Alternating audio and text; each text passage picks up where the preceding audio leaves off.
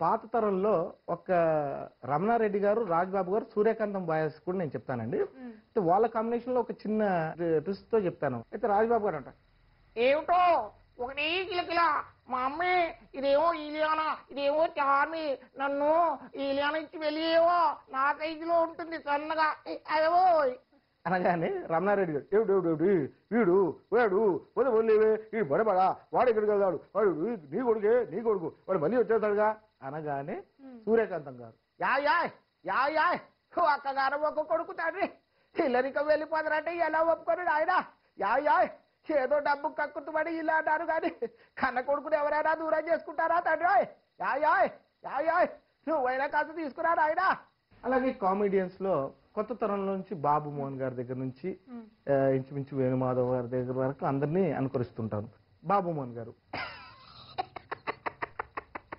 బుచ్చకే రింబోలా రమ్మల మరద ఎందుకు ఏమిటి ఎలా అని అడగద్దన్నా.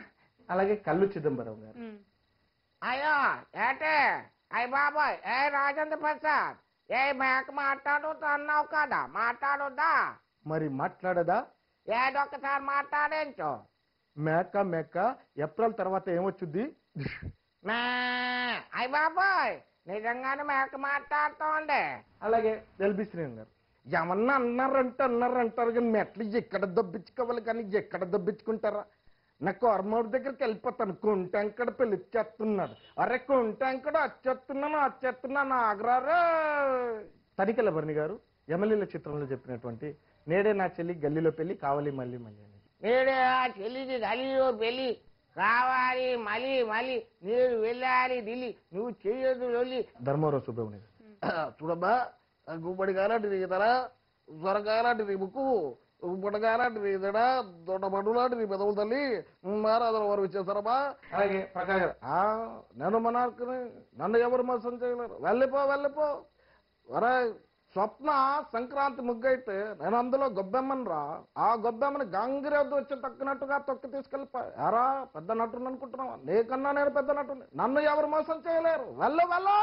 వేణుమాధవ్ గారు, ఎవరు గురికాలు చూస్తున్నా ఎవరా గురికాలు చూస్తా బిడ్డ గుడ్లలో ఓడిస్తా దేత్తడి పోషం గుడి ఏమరా నల్ల నాకు ఎరకరా నల్ల పాపం ఒక్క నాకు రాకేదంటే బిడ్డ కేల్కతా దుకాణం బంద్. కవిత గారు ఆయన స్టేజ్ పెర్ఫార్మెన్సెస్ ఇస్తూ చాలా బిజీగా ఉంటారు కదా, ఎప్పుడైనా ఫ్యామిలీని బాగా మిస్ చేశారు అని అనిపించిందా మీకు? అంటే కొన్ని సమయాల్లో బాధ అనిపిస్తుంది. ఇప్పుడు ఏదైనా ఫంక్షన్కి వెళ్ళాలి ఎక్కడికైనా వెళ్ళాలి అంటే ప్రతి వారు హస్బెండ్స్ తో రాగలుగుతారు. అంటే తిను వస్తాడు, కాకపోతే ఏంటంటే అన్నిటికీ రాలేకపోతారు. ప్రోగ్రామ్ అని అక్కడ ఇక్కడ వెళ్తుంటారు.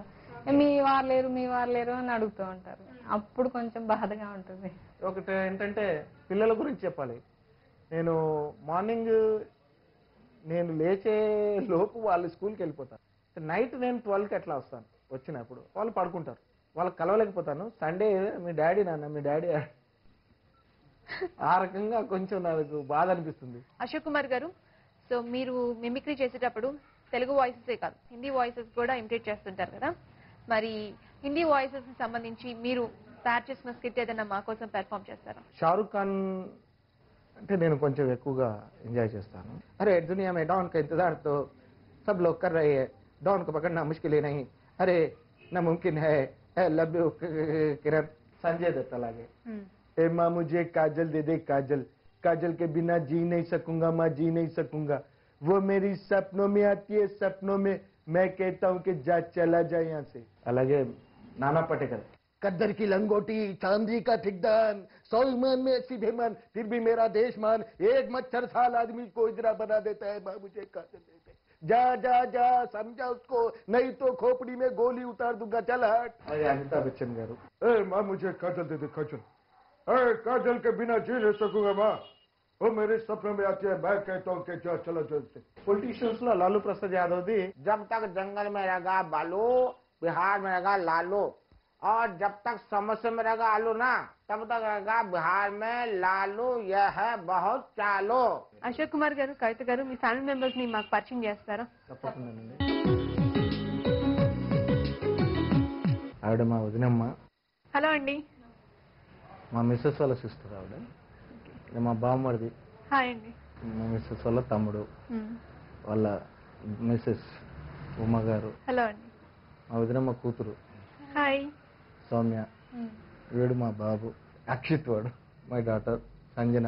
ఓకే అండి, ఒక్కొక్కరిని నేను పరిచయం చేసుకుంటాను. నీ పేరు? అక్షిత్, అక్షిత్. ఏం చదువుతున్నావు? Second class. నీ పేరు? సంజన, ఏం చదువుతున్నావు సంజన? Fourth class.